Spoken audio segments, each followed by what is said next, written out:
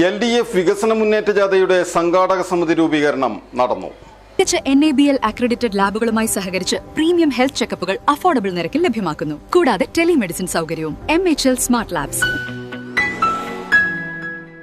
കേന്ദ്ര അവഗണനയ്ക്കെതിരെയും കേരള സർക്കാർ വികസന നേട്ടങ്ങൾ വിശദീകരിക്കുന്നതിനും വേണ്ടി LDF സംസ്ഥാന വികസന മുന്നേറ്റ ജാഥയ്ക്ക് ഫെബ്രുവരി 6 വൈകിട്ട് 4 മണിക്ക് കൊടുങ്ങല്ലൂരിൽ സ്വീകരണം നൽകും.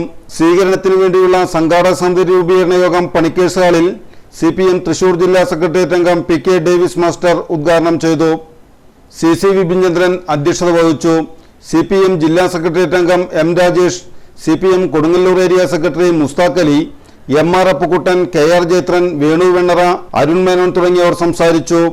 ഇത്ര പ്രാധാന്യമാണ് ഈ തെരഞ്ഞെടുപ്പിന് കേരളം നിയമസഭയിലേക്ക് നടക്കാനിരിക്കുന്ന ഈ തെരഞ്ഞെടുപ്പിന്. ഒന്ന്, ഇന്ത്യയിൽ കോർപ്പറേറ്റ് സാമ്പത്തിക നയങ്ങളും വലതുപക്ഷ വർഗീയ നയങ്ങളും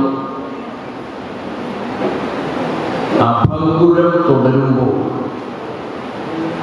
ആ നയങ്ങളെ നട്ടെല്ലുയർത്തി പ്രതിരോധിക്കുകയും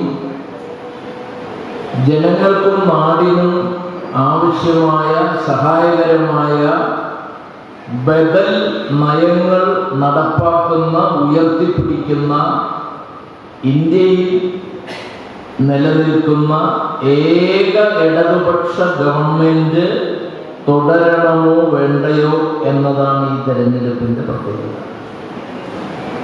അതുകൊണ്ട് ഈ തെരഞ്ഞെടുപ്പ് കേരളത്തിനകത്ത് മാത്രമല്ല, ഇന്ത്യയാകെ ഉറ്റുനോക്കാൻ വേണ്ടി ഉറ്റുനോക്കുന്ന ഒരു തെരഞ്ഞെടുപ്പാണ് കേരളം നിയമസഭയിലേക്ക് നടക്കുന്ന തെരഞ്ഞെടുപ്പ്.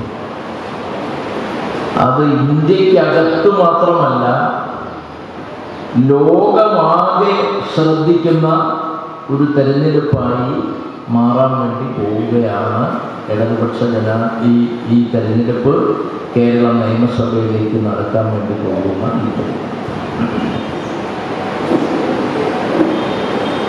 ഈ തെരഞ്ഞെടുപ്പിൽ എന്ത് വില കൊടുത്തും എന്ന് പറയുന്നത് അടിവര ഇടണം, എത്ര അടിവര വേണമെങ്കിലും ഇടണം. എന്ത് വില കൊടുത്തും ഈ തെരഞ്ഞെടുപ്പിൽ കേരളത്തിൽ ഇടതുപക്ഷ ജനാധിപത്യ മുന്നണിക്ക് ജയിച്ചേ തീരൂ. ജയത്തിൽ കുറഞ്ഞ ഒന്നും ഇടതുപക്ഷ ജനാധിപത്യ മുന്നണി ആഗ്രഹിക്കുന്നില്ല, കേരളം ആഗ്രഹിക്കുന്നില്ല, ജനാധിപത്യ മതനിരപേക്ഷ ഭാരതം ആഗ്രഹിക്കുന്നില്ല. വിജയത്തിൽ കുറഞ്ഞ ഒന്നും നമുക്ക് സങ്കല്പിക്കാനേ കഴിയുന്നതല്ല.